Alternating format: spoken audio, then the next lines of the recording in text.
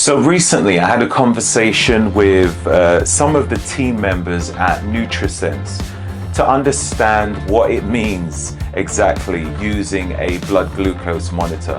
What are the benefits of having it? Why would a person decide to use it?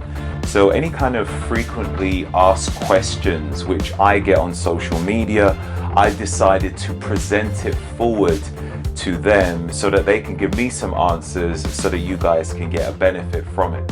So this conversation, which took place with Nutrisense, has been recorded, and I hope you guys find it useful. So check it out. So we wanted to meet with you to see if you had any questions for the dietitian, kind of go over any information that you were curious about regarding your CGM or the Nutrisense app, and kind of give you that time to discuss. Yeah, I think the first time using the app, it takes a little while to navigate your way around it. Mm-hmm. I was totally confused. They've got lots of different numbers for, when your blood glucose measure goes up. And what is it measured in exactly? Milligrams per deciliter. Yeah. Okay, that's it. I was like, what does that mean? Yeah, it's an American metric. Yeah, and what I found quite fascinating was I think I Googled it because I didn't understand what it meant. And just as you said there, milligrams per deciliter, there were some parameters where there was like a minimal and, certain levels where it's considered quite unhealthy. And I saw numbers as high as 200. And they were like, yeah, you want to try and remain out this zone, 250, 300. And I'm like, I had some bad days and it only achieved about 160. I was thinking, how are people getting up there? What are they eating? Yeah. So it made me question, is that something to do with my body's own ability to metabolize foods and stuff like that, metabolic flexibility? Yeah, I think it probably has a huge part to do with that you're just very physically fit and physically active. So like there's kind of 4 metrics that help us control our glucose, and one of the biggest ones is being physically active. And the more muscle mass you have, the better you're able to dispose of glucose, because our glucose can be stored in 2 places. One, stored in the form of glycogen. It can be stored in your liver, and it can be stored in your muscles. Your liver can only be so big. There's only so much storage space there. But our muscles can technically be unlimited storage space. So the more physically active you are and the more lean muscle mass you have, the more room there is for glucose that's coming in from a meal, maybe that's kind of bad or high carb or high sugar. It can get dispersed faster and out of the bloodstream. And so you'll have a smaller spike if you have more muscle mass. Would it be the same if I was really physically active in the morning and then I decide to have a pretty crazy meal afterwards? Would that then mean the spike will be kind of diluted slightly, kind of thing? Yeah, a little bit. It's always going to be kind of on a scale of how much, but there is a lot of research that says even just one hard workout can increase your insulin sensitivity for up to 48 hours. So kind of a rule I always tell people who maybe like kind of struggle to get themselves to go to the gym, it's like, okay, try not to skip 2 days in a row. At least just try to go every other day, because you can at least kind of help out all that glucose and insulin sensitivity. Okay. Would you say it's better to do a resistance training or cardio before to increase your sensitivity? Yeah, most likely resistance training, although honestly, all forms of exercise show to be beneficial. And the best is really the one that somebody's actually going to do, so finding what they actually like. But resistance training has really unique benefits in that it does help build that lean muscle mass, which is where all our glucose stores are. So Cool. So I didn't record all of the times when I had eaten. I guess sometimes you just want to eat your food and that's it. Yeah. To think, let me just record it on this app. Yeah. But I did find it quite fascinating every time I checked to see how my body responded to certain foods. I think the first time I had the what do you call it? What? CGM. Yeah. I keep calling it blood glucose monitor, CGM. I think the first time I had that, installed or on my arm, I wanted to try and put as much information as possible. And I think it was probably at a worse time when I was at the airport and I had some issues with my flight. And the time when I wanted to eat, I couldn't eat. And then I just started to eat garbage. Yeah. And I then started to track to see how it was moving. And I found it quite interesting. So I guess like very high glycemic foods will create the biggest spike. Yeah, so in that scenario, are you saying that you saw higher values than you were used to seeing? Well, I hadn't used it before, so I wouldn't have anything to compare it to, right. But wow, there's some movement here. Yeah. Okay. And I was thinking, because it was my first time, I thought, is this the way it's going to be on the other times? But when I tracked it at later times, I noticed that there was a big difference. Yeah. What would you say creates the biggest type of spike? Is there any particular types of foods that would create the biggest spike? Yeah, pretty much universally what I see as the biggest glucose spike is anything that's like a liquid form of sugar. So whether that's sweetened coffee, whether that's soda, whether that's juice, it doesn't really matter. No matter who you are, you're going to spike pretty high from that. And so that's different than a smoothie that kind of has all the components of fruit and vegetables in it, has some fiber and it's thicker. But this is just like straight up juice, straight up soda, straight up sweetened coffee. Because it's already in that liquid form and it's usually pretty simple sugar added to it, it's just sugar added. It's just already broken down. It's already digested and metabolized for you. So just a huge glucose spike right away. So that's usually universally the biggest thing. Wow. Okay. Yeah. There was one time I had a lot of food. I was in a restaurant and I had it was a lot of fat and a lot of refined carbs. I don't think there was a single vegetable on my plate. And I noticed that there was a spike, but it happened at a later time. It wasn't immediately. I ate very late. I think it was like 10:45 or something. Yeah. But the spike didn't actually happen until like hours later. And then it was slowly creeping up and up and up and up. And then it slowly went down. Then it went up. Then it went down. But the question here is, why did it take so long before it actually started to creep up?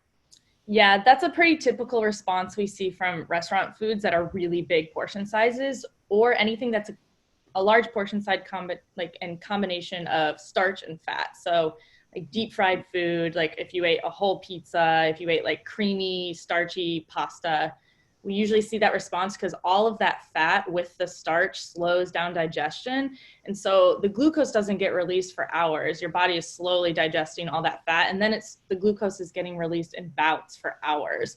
So a lot of times people will be like, oh, it's good because I didn't have this like huge spike, but it's actually a worse trend because for hours, then you're processing this meal and slowly releasing glucose. And so you're having this kind of elevated response for a long time.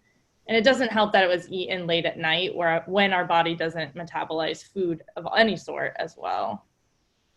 Is there any way to, I don't know, would digestive enzymes make a difference around that time? Let's say I had a really strong digestive enzyme. Would that make a difference to my blood glucose? Maybe. I haven't seen that be done yet. It would be a super interesting experiment to try.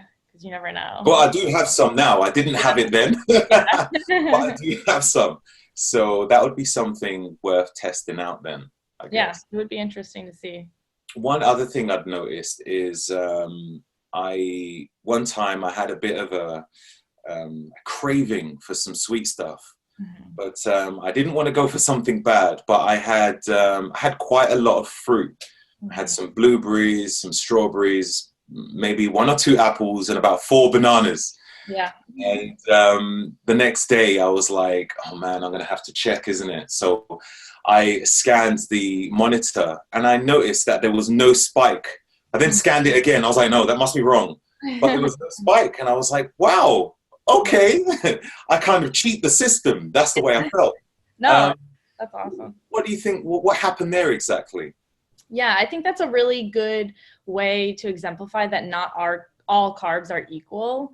A carbohydrate is not a carbohydrate. We can't just reduce things to macros all the time. So something that's coming from a whole food, a whole fruit with fiber and all the other nutrients that come with it is not the same as eating the same amount of grams of carbohydrates from white rice or from bread or pasta. So our body processes these things differently, and anything that's as closest to its natural whole state is going to be better and have a better glucose response than something that's refined or processed. Okay. It's a great way to hack the system. And once you kind of learn these tricks about yourself, you'll have better long-term health outcomes because you still kind of got the craving satisfaction that you were looking for without all the detrimental effects of if you had a bunch of cake or something instead. Yeah, exactly. So in terms of like insulin spikes, what happens in the body exactly? Why are spikes not recommended, would you say? Yeah, so in our app, like you said, there is a range where we're kind of hoping that you don't get above this 140. But as you saw, you do every once in a while go above 140. If you went to a doctor's office in a traditional setting, if they took a random glucose and it was above 200, then they would be concerned. If it was 2 hours after a meal and it was 140 at that time, then they would be concerned. But we're holding to a higher standard of aiming for less than 140 most of the time. So this is for preventative health and health optimization as opposed to diabetes or not.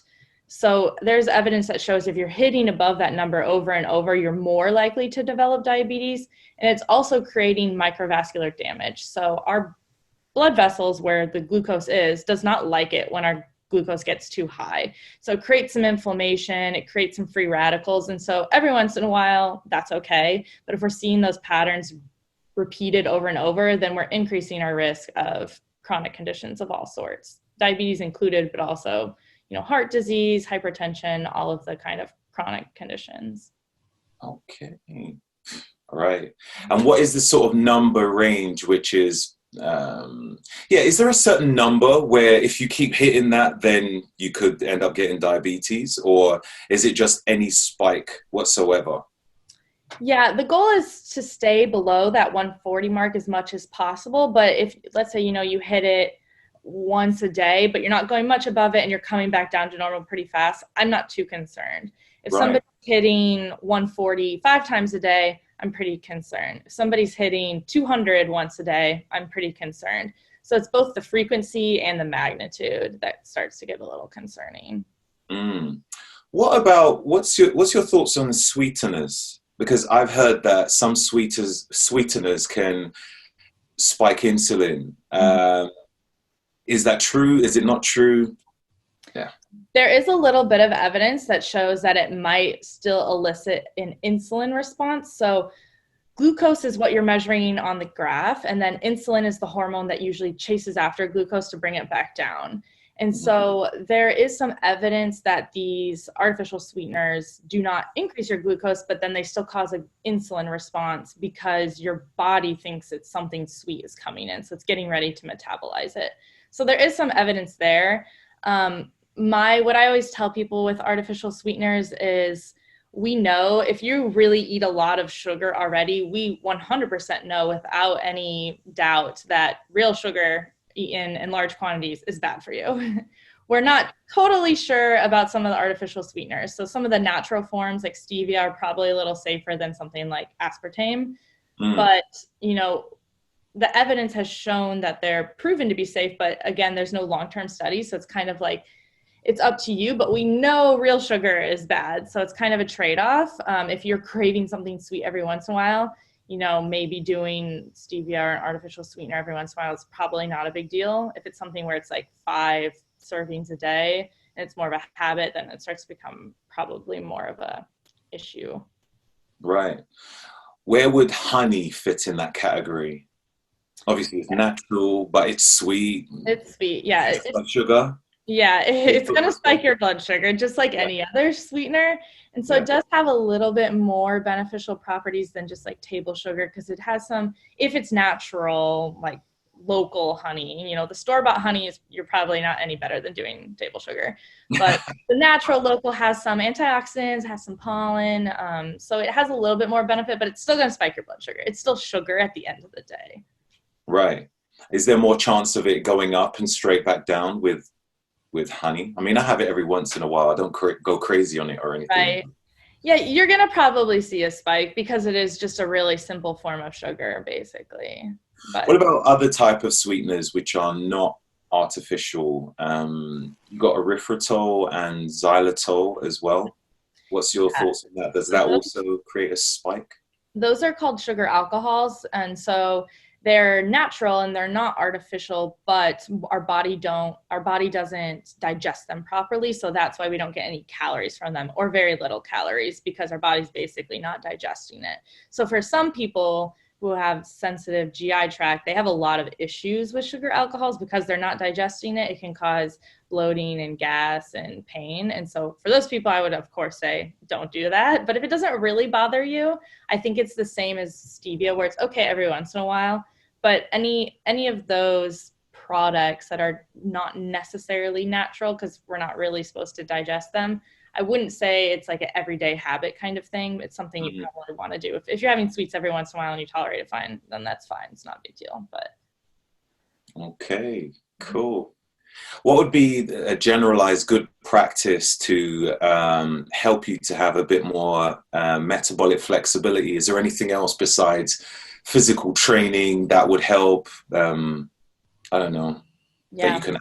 Definitely. For metabolic flexibility, training is huge because you're forcing your body to use these different systems, but also doing some fasting.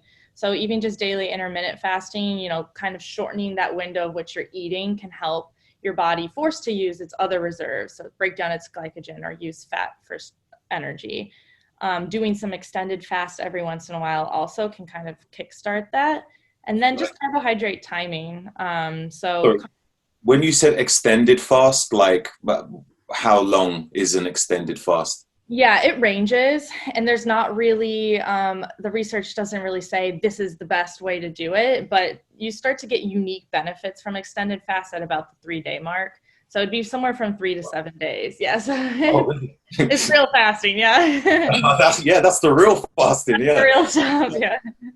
Does that mean like not even water or Yeah, coffee? you can have water and calorie-free beverages. So like tea. Most people are okay with like black coffee. Some people who are like really strict about extended fast don't even drink coffee. But for most intents and purposes, you're going to get the same benefit from anything that's calorie-free beverages. Has to be calorie free. So like a bulletproof coffee would fail that. It would fail that technically, yeah. Right. What if you had some herbs in there? Would that still be all right? That should be fine, yeah, because they're pretty much calorie-free. Some people will sip on some like low-calorie chicken broth to get some of that salt and electrolytes in case they're dehydrated from the fast, and that's usually fine. Oh, okay. Electrolytes with the extended fast.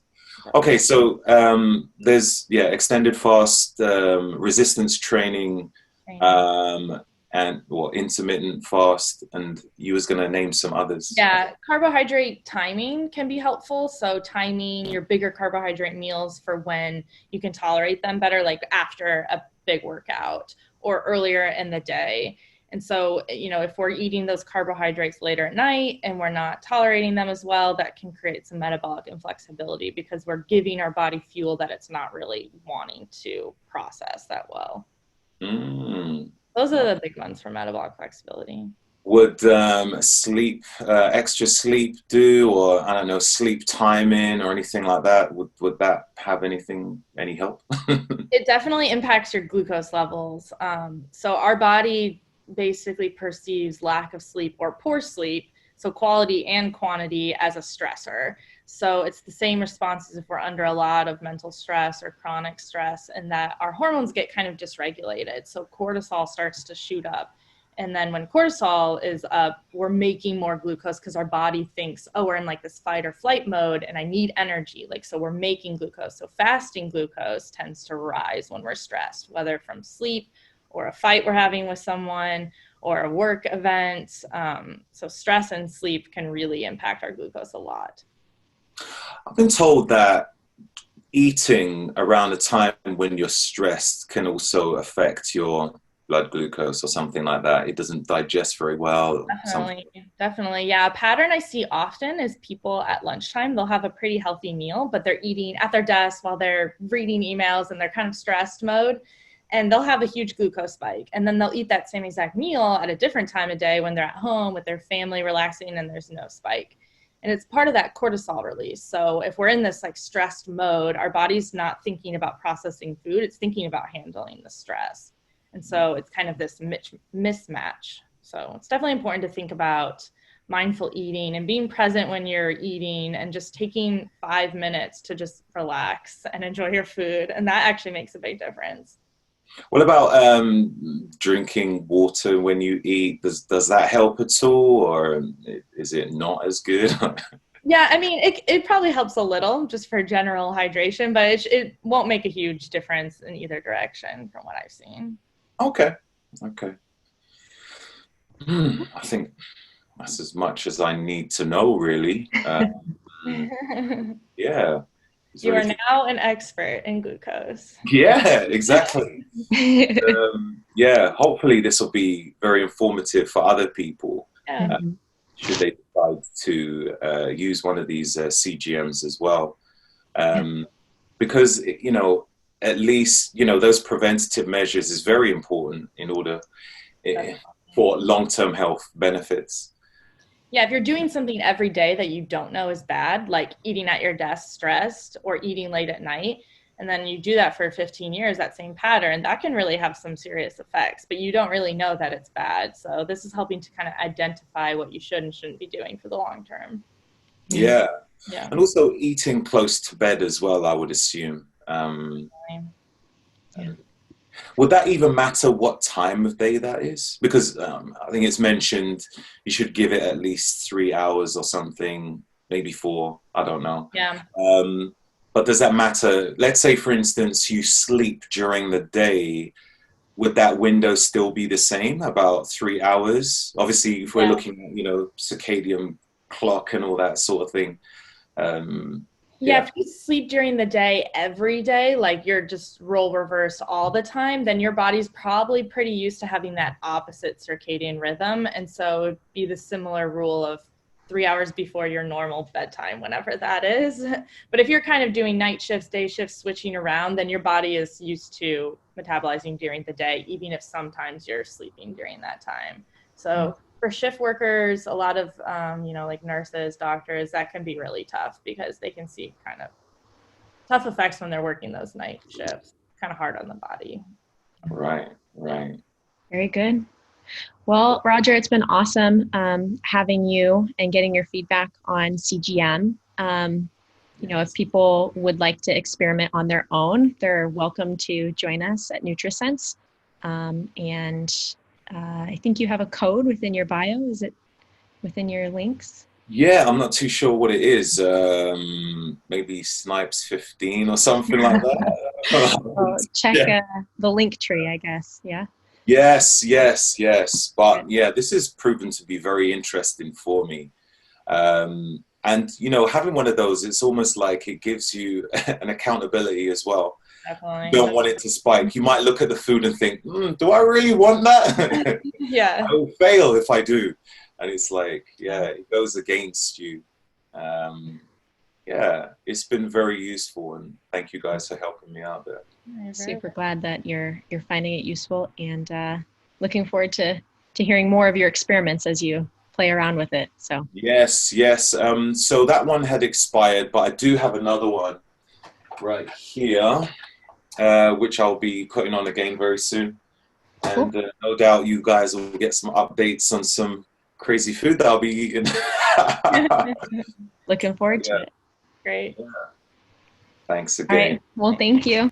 Hi guys, hope you enjoyed the video and I hope you found it very informative. So just remember, if you want to get yourself one of these CGMs, just click the link in my bio and use code Roger and get yourself $20 off.